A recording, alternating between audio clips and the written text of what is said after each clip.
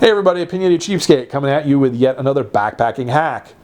This one is about extending the useful life of your lightweight, summer weight sleeping bag so you can use it in the shoulder seasons. Use it in the spring, use it in the fall, or use it at higher elevations where the temperature at night is going to get down to numbers which are a little bit below the average rated temperature of the bag. I guess before I get into sort of the specific sleep system I've created and my way of doing this, I need to answer a question that some of you may be having, which is, why would anybody do that? After all, you can buy a cold weather sleeping bag that's going to be appropriate for the conditions that you're going to encounter in those situations. Why don't you just have a cold weather sleeping bag? And the answer is really about cost at the end of the day, particularly if you're going backpacking. And let me explain why. Start with this as an example. This is a North Face Dolomite sleeping bag. It's a 40-degree bag. It's a rectangular bag. It's not even a mummy bag. And it's the extra long version because I'm a big guy. This with the stuff sack together weighs just a little over 3 pounds. And it cost me, I believe, $60 or $70. So you can buy a summer weight sleeping bag which is good enough to take you down into probably, I would say, 50 degrees. Even though it's a 40-degree rating bad, I would say 50 is about as comfortable as you want to take it by itself for not very much money. On the other hand, if you want to talk about a bag that's going to perform down into the 30s, the 20s, or below, then you're talking about a cold weather sleeping bag, and you're getting into something completely different. For example, this actually is a perfectly viable cold weather sleeping bag that wasn't terribly expensive. But you can see just by looking at these two things what the obvious problem with this bag is, which is that this bag is enormous. This weighs, I think, 6 or 7 pounds, and given the size of it, it would take up your entire backpack. It's completely impractical for backpack camping. It was something I bought when I was young and foolish and has seen a lot of use because it's just so big and heavy. That's the problem. That's one of the problems you face when you get into cold weather sleeping bags is that they're really, really big, or they're really, really expensive. So to have a bag which performs like this in cold weather but weighs more like this, you're probably looking at a down sleeping bag, and those things are very expensive. You're not going to be spending any $70 on a down sleeping bag with a 20-degree rating, that's for sure. So what you can do, though, is you can take this inexpensive summer weight sleeping bag and you can give it a boost to make it viable in colder weather. And one of the ways that I do that typically is something called this Snug Pack jungle blanket. It's basically just a fairly high performance synthetic blanket that you can lay over top of your existing sleeping bag. By itself, this blanket is warm enough. It advertises that it can keep you warm down to about 45 degrees. Again, I think that's a little optimistic, more like maybe 50 degrees by itself.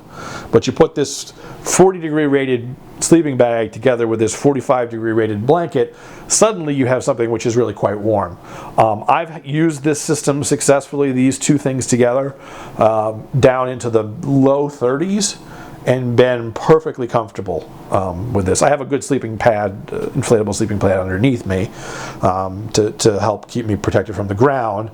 But with that, this is absolutely a perfectly viable sleep system to take you down into sort of fairly deep into the shoulder seasons or up into some higher elevations, because it basically will keep you comfortable down to about freezing at least. It's actually, I think, even a little, and probably could manage the high 20s probably effectively.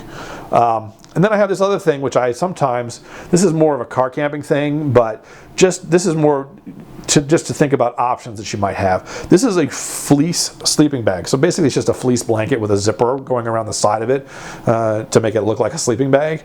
And there are a lot of uses you can use something like this for. Again, this was inexpensive. I bought this, I think, on clearance at REI. It was less than $40. What you can do with that is you can lay it over top of your sleeping bag just like you would with the jungle blanket. You can also stick it inside your sleeping bag to make the sleeping bag a little warmer, just like layering blankets in your house. And then the final thing, and actually the thing I use this for most, is I can use this to increase the performance of my sleeping pad. I have a lightweight backpacking pad, doesn't have a huge amount of insulation in it. And so when the temperature starts to get cold, you have this problem that you don't want to have the cold ground conducting the heat out of your body all night. You want to have some insulation between you and the ground. And by stuffing my sleep pad inside this little thin fleece sleeping bag, I've now created a whole lot more insulation between myself and the ground, and I've greatly improved the performance of that otherwise summer weight pad. This is about 2 pounds, so I probably wouldn't generally take this when I'm going backpacking, although I theoretically could.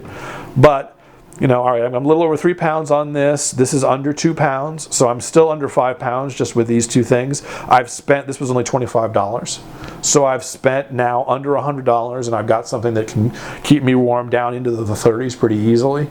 I add this thing in, and I probably could go into the high 20s probably. Now, is this going to work down to 0 degrees? No, it's not. And is it the most weight efficient way of doing this? No, it isn't. But it sure is cost efficient. Particularly for folks who typically go camping in the summer and only occasionally want to take some trips into the shoulder seasons, this is a very cost effective way of doing this. But if you're thinking about doing this, just because it's working for me doesn't necessarily mean it's going to work for you. And so what I would caution anybody who's thinking about doing something like this to do is, one, make sure you understand the weight penalty you're paying.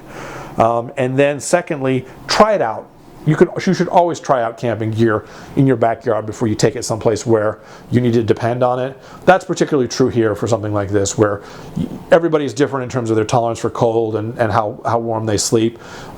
Because this works for me down into the 30s doesn't mean it necessarily will work for you down into those temperatures. You need to test that out and see how it would work for you. And so definitely give it a try. But there's a way to save yourself some money. You don't have to drop $300 on a down sleeping bag if you don't want to. So anyway, hopefully that's helpful to you. Have a nice afternoon. Thanks, everybody.